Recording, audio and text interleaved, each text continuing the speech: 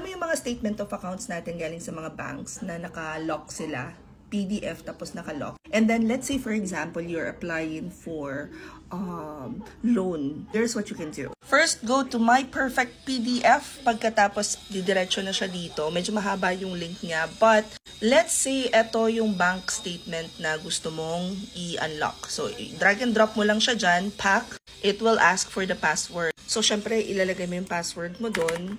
Matutong magbasa ng instructions galing sa bangko para hindi tayo patanga-tanga.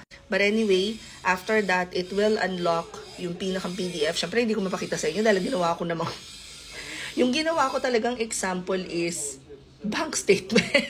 Ano ba? So, let's just say, ito yung bank statement mo. Hindi ko na napapakita sa inyo.